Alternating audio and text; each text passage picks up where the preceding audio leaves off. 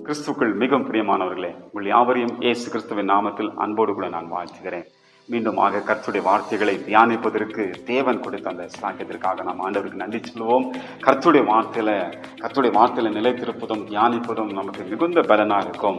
Be strong in the Lord என்று பவுல் சொல்கிறார். கர்த்தரிலும் அவருடைய சத்துவத்திலும் பலப்படுங்கள் என்று சொல்கிறார். அப்போ நாம் பலப்படுவதற்கு இந்த வேத வசனம் ஒரு பெரிய ஒரு தூண்டுகோலாக, ஒரு வெப்பனாக, ஒரு ஆயுதமாக கொடுக்கப்பட்டிருக்கிறது. அருமையானவர்களை, இந்த வார்த்தைகளை தொடர்ந்து நீங்க தியானிங்க. தேவன் உங்களை ஆஸ்வதிப்பார்.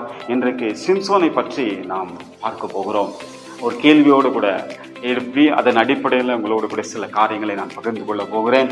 விசுவாசிக்கிறேன் கர்த்தர் இந்த வார்த்தைகளை உங்கள் வாழ்க்கையில கர்த்தர் பேசுவார், உங்களை பலப்படுத்துவார். Why Samson failed? ஏன் சிம்சோன் தோற்று போனான் அல்லது தவறினான் என்று சொல்லி சில காரியங்களை பார்க்க போகிறோம். அருமையானவர்களே, இந்த நியாயாதிபதிகள் புஸ்தகத்தை குறித்து சொல்லுவோமானால், அந்த நாட்களிலே யோசுவா மரித்த பிற்பாடு இஸ்ரவேல் மக்களை வழிநடத்துவதற்கு லீடர்ஸ் கிடையாது, யாரும் தலைவர்கள் இல்லை. எனவே அவரவர்கள் தங்கள் பார்வைக்கு சரியானதுபடி செய்து தேவனுக்கு விரோதமாய் பாவம் செய்ய ஆரம்பித்தார்கள். அப்போது என்ன நடந்தது என்றால், ஒரு சைக்கிளிக் ஆர்டர் போல நடந்து கொண்டிருந்தது. என்ன என்றால், முதலாவது என்ன செய்வார்கள்? பாவம் செய்த பிற்பாடு தேவன் அவர்களை சத்துருடைய கையில ஒப்பு கொடுத்து விடுவார். அப்போது கதரை ஆண்டவரை நோக்கி கூப்பிடுவார்கள்.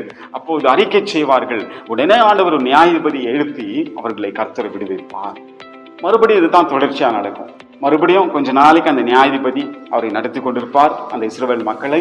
ஆனா திடீர்னு பாவத்துல விழுந்துருவாங்க. திடீர்னு தேவனுக்கு விரோதமாய் முரட்டாட்டம் செய்வாங்க. உடனே பார்த்தீங்கன்னா யோன் கதறுவாங்க, அறிக்கை பண்ணுவாங்க. உடனே நியாயாதிபதி ஆண்டவர் எழுப்புவார். அந்த நியாயாதிபதி அந்த சத்துருவின் கையிலிருந்து விடுதலை செய்வார்கள். இப்படித்தான் ஒரு சைக்கிளிக் ஆர்டர் போல இப்படியே சுற்றி சுற்றி வந்து விடுகிறார்கள். இந்த நியாயாதிபதிகள், பல நியாயாதிபதிகளை தேவன் எழுப்பினார். அதுல ஒரு நியாயாதிபதி தான் இன்றைக்கு நாம் பார்க்க போகிறோம், சாம்சன். இந்த சிம்சோனை குறித்து, ஏன் சிம்சோன் தவறினான், ஏன் அவன் தோல்வி அடைந்தான், why, what are the reasons, ஏன், காரணம் என்ன, அதுதான் என்று பார்க்க போகிறோம். நேரடியாக நான் சொல்லுகிறேன், இந்த முன்னுரையும் சொல்லாமல் நேரடியாக நான்கு காரணங்களை உங்களுக்கு சொல்லுகிறேன். அதுல பாத்தீங்கன்னா, முதல் காரணத்துல ஒரு 4 சப்டிவிஷன் இருக்குது. அதை சொல்லிவிட்டு 2வது, 3வது, 4வது காரியத்தை நாம் பார்க்க போகிறோம். ஃபர்ஸ்ட் நம்பர் 1, அந்த முதல் காரியத்துல பார்க்கும்போது சாம்சன், அந்த சிம்சோன் என்ன செய்தான்? He did not respect the pillars of life. அதாவது pillars of lifeனா தன்னுடைய வாழ்க்கைக்கு தேவன் ஒரு தூண்களை கட்டி கொடுத்திருந்தார். அந்த தூண்களை அவன் மதிக்கவில்லை. அவன் நிற்பதற்கு, அவன் தன்னுடைய ஆவிக்குரிய ஜீவத்துல நின்று இருப்பதற்கு தூண்களை ஆண்டவர் ஏற்படுத்தி கொடுத்தார். அந்த தூண்களை அவன் மதிக்கவில்லை. அந்த தூண்களை அவன் ரெஸ்பெக்ட் பண்ணல. என்ன நடந்துச்சுன்னா, முதல் தூண் என்னன்னு பார்க்கலாம். சிம்சோனோட வாழ்க்கையில பாத்தீங்கன்னா, சிம்சோன் உடைய வாழ்க்கையே தேவனால ஏற்படுத்தப்பட்டது. பாருங்க, நியாயாதிபதிகள் 13ஆம் அதிகாரம் 5ஆம் வசனத்தை நான் வாசிக்கிறேன். நீ கர்ப்பம் தரிந்து ஒரு குமாரனை பெறுவாய், அவன் தலையின் மேல் சவரன் கத்தி படலாகாது. அந்த பிள்ளை பிறந்தது முதல் தேவனுக்கென்று நசேனா இருப்பான். அவன் இஸ்ரவேலை பெலிஸ்தரின் கைக்கு நீங்களாக்கி ரட்சிக்க தொடங்குவான். Samson life was an idea of God. சிம்சோனுடைய வாழ்க்கை தேவனுடைய ஐடியா, ஆண்டவரையே ஏற்படுத்தினார். இத மதிக்கலாம். நான் தேவனால ஏற்படுத்தப்பட்டவன், கர்த்தர் என்னை பூமியில ஒரு நோக்கத்தோடு வைத்திருக்கிறார் என்பதை அவன் அதை ரிஜெக்ட் பண்ணிட்டான். அதை அவன் மதிக்கல. சரியா? He never respect that pillar. நான் தேவனால அழைக்கப்பட்டவன், தேவனால உருவாக்கப்பட்டவன். I am a life of God's idea. அதை அவன் மறந்துட்டான். யோசிச்சு பாருங்க அருமையான தேவ பிள்ளைகளே, சிம்சோன் தேவனால ஏற்படுத்தப்பட்டவன். அவன் வாழ்க்கையில வேதம் சொல்லுங்க, நீ கர்ப்பம் தரித்து ஒரு குமாரனை பெறுவாய், அவன் தலையின் மேல் சவரன் கத்தி படலாகாது. அப்படி என்றால் என்ன? நசரேய விரதம். நசரேய அந்த விரதத்துல பார்க்கும்போது தேவனுக்காக வாழ்பவர்கள் அந்த நாட்டில் பாத்தீங்கன்னா ஒரு பெரிய மதிப்பா எண்ணுவார்கள். நசரேய விரதம் என்பது சாதாரண ஒரு காரியம் அல்ல. பழைய ஏற்பாடு காலத்துல நசரே விரதத்தை ஒருவர் எடுத்து விட்டால் அல்லது தேவன் சொல்லிவிட்டார் அவள் கடைசி வரைக்கும் அப்படித்தான் வாழ வேண்டும். இந்த சிம்சோன் கூட அவனுடைய தலைமேல் சவரின் கத்தி படலாகாதுன்னா அர்த்தம் என்ன? அவன் முடி வெட்டக்கூடாது, ஒரு கத்தி அவனுடைய தலைமையில படக்கூடாது. ஏனென்றால் கர்த்தர் அந்த அளவுக்கு அவனை தேவன் ஏற்படுத்தி வைத்திருக்கிறான். வேதம் சொல்லுகிறது. அது மாத்திரமல்ல, அவனுக்கு ஒரு ஊழியத்தை ஆண்டவர் கொடுத்திருந்தார். மிஷன் என்ன கொடுத்திருந்தார்? வேதம் சொல்கிறது, அதே வசனத்தை மீண்டும் நான் படிக்கிறேன். நீ கர்ப்பம் தெரிந்த ஒரு குமாரனை பெறுவாய், அவன் தலையின் மேல் சவரன் கத்தி படலாகாது. அந்த பிள்ளை பிறந்தது முதல் தேவனுக்கென்று நசரனாய் இருப்பான். அவன் இஸ்ரவேலை பெலிஸ்தரின் கைக்கு நீங்களாக்கி ரட்சிக்க தொடங்குவான். பெலிஸ்தர்கள் தேவனுடைய மக்களுக்கு விரோதமான பெரிய எதிரி. அவர்களை விடுவிக்கும்படியாக இந்த சிம்சோனை தேவன் ஏற்படுத்தினார். அருமையானவர்களே, அந்த சிம்சோனை ஏற்படுத்தினபடினாலே இந்த சிம்சோன் பார்க்கும்போது தனக்கென்று தேவன் ஒரு பர்பஸை கர்த்தர் வைத்திருக்கிறார், ஒரு மிஷனை கர்த்தர் வைத்திருக்கிறார், ஒரு ஊழியத்தை கர்த்தர் வைத்திருக்கிறார். இது நான் தான் செய்யணும், இது என்னை கொண்டு தான் தேவன் செய்வார் என்பதை அவன் மதிக்கவில்லை. அதை அவன் நினைத்திருப்பாரானால் அவன் அந்த இச்சையில, அந்த அசுத்தத்தில, அந்த பாவத்தில அவன் போயிருக்க மாட்டான். ஆண்டவர் நம்மிடத்துல பரிபூர்ணத்தை எதிர்பார்ப்பதில்லை. நம்மிடத்தில் எதிர்பார்ப்பது சுத்தம். அவருக்காக சுத்தமாய் வர வேண்டும் என்று தேவன் எதிர்பார்க்கிறார். தன்னைத்தானே சுத்திகரிக்கொண்டு வர வேண்டும் என்று தேவன் எதிர்பார்க்கிறார். நீ எல்லாமே கரெக்டாக்கணும், பர்ஃபெக்டாக்கணும், பரிபூர்ணமாக்கணும் என்று தேவன் எதிர்பார்ப்பது கிடையாது. நம்ம வாழ்க்கையில சின்ன சின்ன குறைகள் இருக்கலாம், சின்ன சின்ன குற்றங்கள் இருக்கலாம். ஆனால் தேவன் நீ கம்ப்ளீட்டா A to Z 100% நீ பர்ஃபெக்டா இருக்கணும், பரிபூர்ணமா இருக்கணும் என்று சொல்லி எந்த ஒரு மனுஷனும் தேவன் அழைப்பது கிடையாது. சிம்சனோட வாழ்க்கையில கூட அப்படிதான் சின்ன சின்ன குறைகள் இருந்துச்சு. ஆனால் தன்னுடைய வாழ்க்கையில தன்னை கொண்டு தான் இஸ்ரவேல் மக்களை விடுவிக்க வேண்டும், இந்த பெலிஸ்தருடைய கையிலிருந்து விடுதலை செய்ய வேண்டும் என்பதை அவன் மதிக்கவில்லை. அதை அப்படி மறந்து போய்விட்டான். God has given a word of God is outline. அதாவது தேவன் அந்த தேவனுடைய வார்த்தை ஒரு அவுட்லைன் மாதிரி, ஒரு பிரிஸ்கிரிப்ஷன் மாதிரி கொடுத்தார். எப்படி டாக்டர் ஒரு பேஷண்ட்க்கு பிரிஸ்கிரிப்ஷன் கொடுக்குறார்களோ, இதெல்லாம் நீ சாப்பிடணும், இப்படியெல்லாம் இருக்கணும், இப்படியெல்லாம் டயட் கீப் பண்ணும் அப்படின்னு சொல்றாங்க. அதே போலவே தேவன் பரலோகத்திலிருந்து ஒரு பிரிஸ்கிரிப்ஷனை கர்த்தர் கொடுத்தார். என்ன பிரிஸ்கிரிப்ஷனை கொடுத்தார்? வேதம் சொல்லுகிறது. 8ஆம் வசனத்தை நான் வாசிக்கிறேன், நல்லா கவனிங்க. 8ஆம் வசனம். அப்போது மனோவா கர்த்தரை நோக்கி விண்ணப்பம் பண்ணி, என் ஆண்டவரே, நீ அனுப்பின தேவனுடைய மனுஷன் மறுபடியும் ஒரு விசை எங்களிடத்துல பிறக்க போகிற பிள்ளைக்காக, அந்த வார்த்தை அண்டர்லைன் பண்ணுங்க, பிறக்க போகிற பிள்ளைக்காக நாங்கள் செய்ய வேண்டியது எங்களுக்கு கற்பிப்பீராக என்று வேண்டிக் கொண்டான். அப்போ பிறக்க போகிற அந்த சிம்சோனுக்காக நாங்கள் என்ன செய்ய வேண்டும், அந்த குழந்தை எப்படி வளர்க்க வேண்டும், என்ன கற்றுக் கொடுக்க வேண்டும், எப்படி உருவாக்க வேண்டும் என்பதை நீர் கற்பிப்பீராக, பரலோகத்திலிருந்து நீர் எல்லாத்தையும் எங்களுக்கு சொல்லிக் கொடுப்பீராக. அப்போ தேவன் தம்முடைய வார்த்தையை சிம்சோனுக்கு ஒரு அவுட்லைன், அவன் லைஃப தேவனுடைய வார்த்தை அவுட்லைன் தான். இந்த ஒரு தூணை அவன் மதிக்கல. நான் இருக்கிறது, நான் இனிமே உருவாக்க போறது எல்லாமே it's outline of God's word. தேவனுடைய வார்த்தை நான் அவுட்லைன்ல தான் நான் இருக்கிறேன் அப்படின்ற மறந்துப்பட்ட அருமையானவர்களே, கர்த்தர் உங்கள் வாழ்க்கையில உங்க லைஃப் ஸ்டைல் ஆண்டோடைய வார்த்தை ஒரு அவுட்லைன் தான். தேவனுடைய வார்த்தையின் அவுட்லைன் பிரகாரமாய் நாம் இருப்போமானால் நிச்சயமா நம்முடைய வாழ்க்கையில தோல்விகள் வருவதற்கு வாய்ப்புகள் கிடையாது. அது மாத்திரமல்ல, ஆண்டவர் அவனுக்கு வல்லமை கொடுத்திருந்தார். அவன் கீழ்ப்படிவதற்கு அவனுடைய முடியல ஜடை போல இருக்குமா, அவனுக்கு முடி மிக நீளமாக இருக்கும். அதுல கர்த்தர் தம்முடைய வல்லமை வைத்திருந்தார். ஆனால் அந்த வல்லமை அவன் இழந்து விட்டான் என்று வேதம் சொல்லுகிறது. இப்படி தேவன் அவனுக்கு அந்த பில்லர்ஸ் ஆஃப் லைஃப், தன்னுடைய வாழ்க்கைக்கு உரிய அந்த தூண்களை கொடுத்திருந்தார் ஆண்டவர்.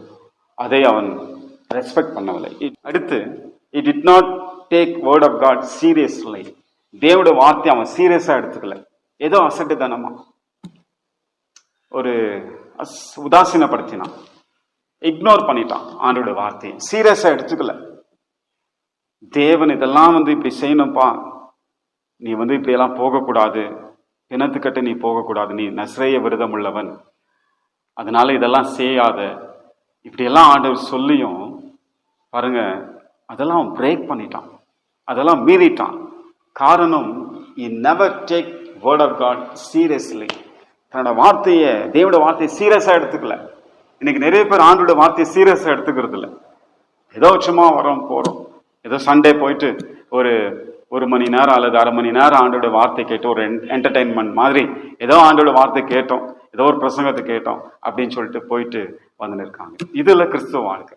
we should take seriously God's words. we should take God's word seriously. நாம் தேவனோட வார்த்தையை ரொம்ப சீரியஸா எடுத்துக்கணும். படிக்கிறது கூட ரொம்ப சீரியஸா படிக்கணும். தியானிக்கிறது ரொம்ப சீரியஸா தியானிக்கணும். ஆழமா சொல்லணும். ஏதோ ஒரு நாளைக்கு 10 அதிகாரம் படிச்சுட்டான், 5 அதிகாரம் படிச்சுட்டான் அப்படின்னு இருக்கக்கூடாது. அருமையானவர்களே, உங்க வாழ்க்கையில தேவனோட வார்த்தையை சீரியஸா எடுத்துருங்க. அடுத்து, அதாவது தன்னுடைய நசரேய விருதத்தை அவன் மறந்துட்டான். ஆண்டவர் என்ன சொன்னார்? நீ ஆண்டவர் அவன் பிறக்கிறதுக்கு முன்னாடியே கருத்த சொன்ன வார்த்தை, நீ கர்ப்பம் தரித்து ஒரு குமாரனை பெறுவாய், அவன் தலையின் மேல் சவரன் கத்திய படல் ஆகாது. அந்த பிள்ளை, அதாவது சிம்சோன் என்ற அந்த பிள்ளை பிறந்தது முதல் தேவனுக்கென்று நசரேயனா இருப்பான். ஆண்டவர் ஏதோ சிம்பிளா அவன் நசரேயனா இருப்பான் அப்படின்னு சொல்லவில்லை, தேவனுக்கென்று நசரேயனா இருப்பான். அருமையானவர்களே, தேவனுக்கென்று நசரேயனா இருப்பான் என்றால் he dedicated himself for God. He should dedicate himself for God.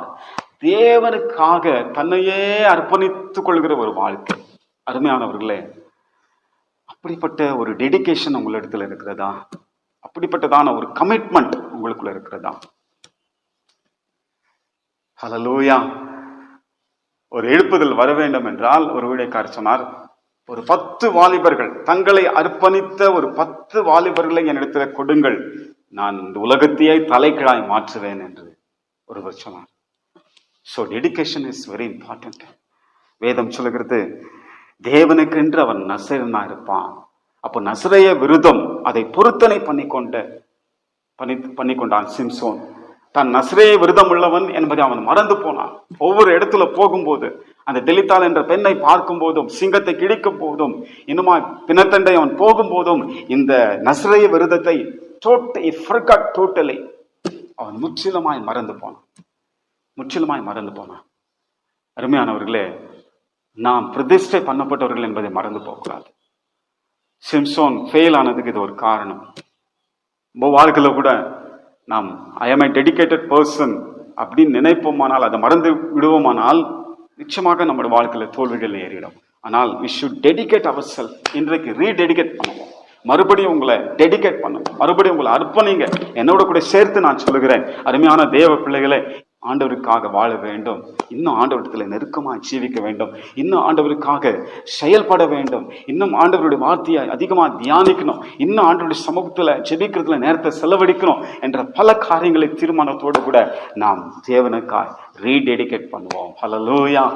உங்களை ரீடெடிகேட் பண்ணுங்க. Rededicate your self. அருமையானவர்களே, இந்த சிம்சோன் அப்படித்தான் ரீடெடிகேட் அவன் பண்ணல. தான் டெடிகேட் பண்ணப்பட்டதை மறந்து விட்டான். நான் தேவனுக்கென்று வாழ்கிற நசரேய விரத கொண்ட ஒரு மனுஷன், என் மேல ஸ்பெஷல் அனாயிட்டிங் இருக்கிறது, என் மேல ஸ்பெஷல் பவர் இருக்கிறது என்பதை அவன் மறந்து விட்டான். கடைசியாக he uses God's power for himself.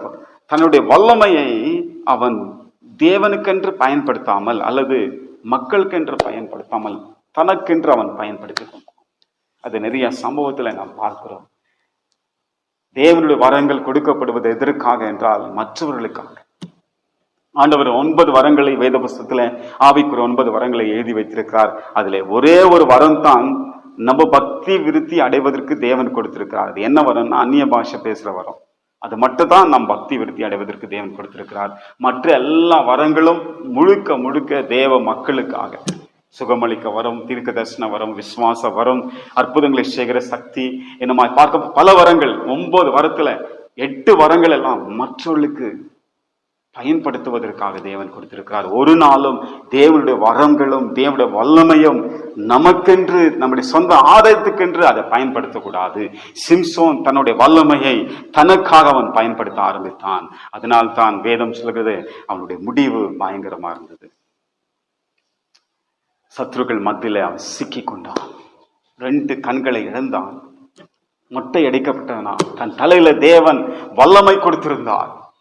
தன்னுடைய தலையில அந்த முடியில வல்லமை கொடுத்திருந்தார், ஆண்டவர் கொடுத்திருந்தார். அதை அவன் மறந்து போய்விட்டு ஒரு பெண் மடியில போய் அவன் உறங்கி தன்னுடைய வல்லமையெல்லாம் எழுந்து போனான்.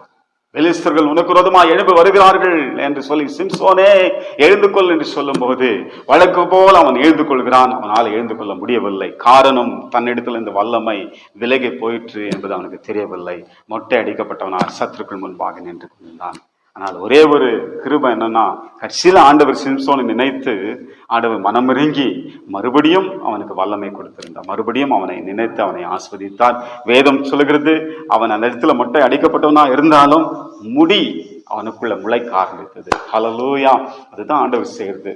ஒரு மனுஷன் விழுந்து போனாலும் ஆண்டவர் தம்முடைய கிருபை அனுப்பி, இரக்கத்தை அனுப்பி மறுபடியும் அவனை எழுப்பி அவனை வாழ வைக்கிறார். ஆனால் இந்த இடத்துல ஒரு பெரிய பாடம் என்றால், சிம்சோன் ஏன் தோல்வி அடைந்தான் என்று சொல்லி இந்த காரியங்களாம் நாம் பார்த்தோம். நம்முடைய வாழ்க்கையில கூட வீழ்ச்சிகள் வராதபடிக்கு இந்த காரியங்களை நாம் கடைபிடித்து வாழ்வோம்.